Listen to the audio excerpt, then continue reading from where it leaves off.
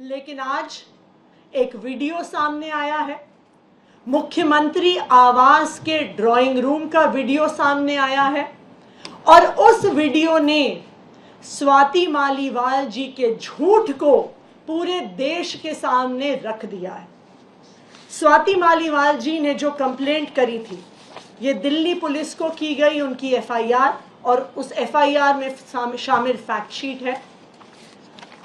उस कंप्लेंट में स्वाति मालीवाल जी कहती हैं कि उनकी बेरहमी से मार पिटाई हुई, उन पर मुक्के मारे गए, घूंसे मारे गए, कि उनके सिर पर चोट लगी, कि वो उस पिटाई के बाद दर्द में कराह रही थी, उनसे बोला नहीं जा रहा था।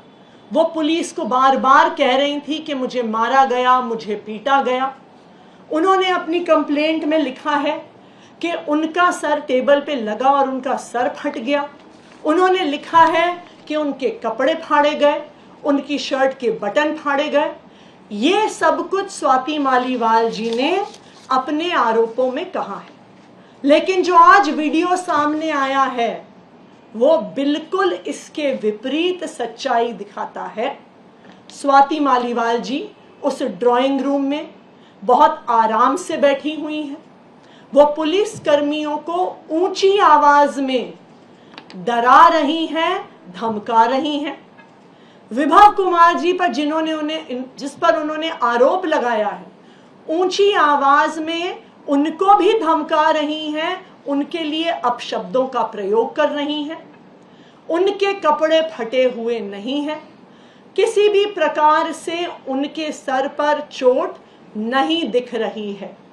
सिर्फ एक चीज दिख रही है कि वो पुलिस को धमका रही हैं, वो विभव कुमार जी को धमका रही हैं, ऊंची आवाज में धमका रही हैं और कहीं पर भी वो इस बात का जिक्र तक नहीं करती कि किसी ने उनको छुआ है या किसी ने उन पर हमला किया।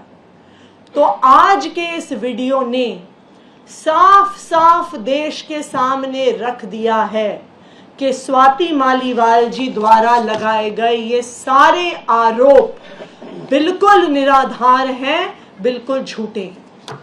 विभव कुमार जी ने आज दिल्ली पुलिस के पास स्वाति मालीवाल जी के खिलाफ अपनी कंप्लेंट दर्ज की है और उस कंप्लेंट में उन्होंने 13 मई को हुए सीक्वेंस ऑफ इवेंट्स को बहुत स्पष्ट तौर से रखा है।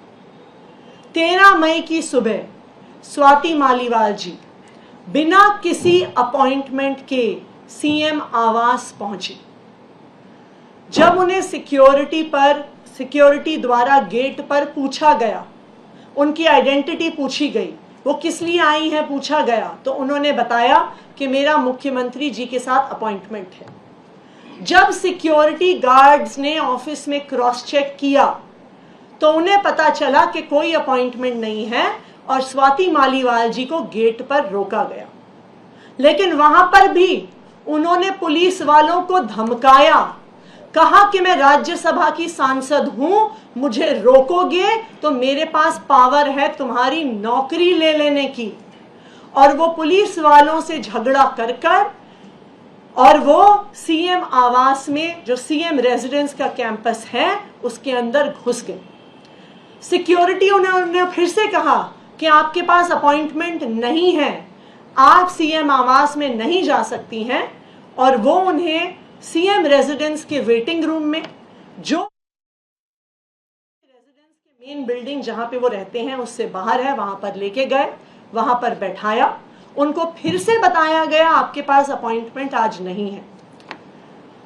वेटिंग रूम में बैठने के कुछ देर बाद वो जोर जबरदस्ती कर सीएम रेजिडेंस के मेन बिल्डिंग में, जहां पर मुख्यमंत्री और उनका परिवार रहता है, उस बिल्डिंग के अंदर घुस गई और वहां पर ड्राइंग रूम में जाकर बैठ गई। वहां पर उन्होंने कहा कि सीएम को बुलाओ, अभी बुलाओ, मुझे अभी मिलना है। अब आप मुझे बताइए, स्वाति मालीवाल जी राज्यसभा की सांसद हैं, क्या उन्हें पता नहीं है कि मुख्यमंत्री से अपॉइंटमेंट लेने का क्या तरीका होता है? क्या उन्हें पता नहीं है कि मुख्यमंत्री कि कई शेड्यूल बिजी होते हैं, जरूरी नहीं है कि वो उपलब्ध हो। तो फिर क्या कारण था जो वो सुबह सुबह बिना अपॉइंटमेंट के जोर जबरदस्ती करके मुख्यमंत्री आवास के अंदर घुस गई और बैठ गई और सीएम से मिलने के लिए जबरदस्ती कर रही थी। तब सीएम रेजिडेंस के स्टाफ ने विभव कुमार जी को फोन किया। 10-15 मिनट बाद विभव कुमार जी आए। उन्होंने स्वाति मालीवाल जी को ड्राइंग रूम में बताया कि आज मुख्यमंत्री जी अवेलेबल नहीं है, वो मिल नहीं पाएंगे। उसके बाद स्वाति मालीवाल जी ने विभव कुमार जी से ऊंची आवाज में बहस करनी शुरू कर दी। उन्होंने कोशिश करी कि वो ड्राइंग रूम से निकलकर घर के अंदर के हिस्सों में जाने की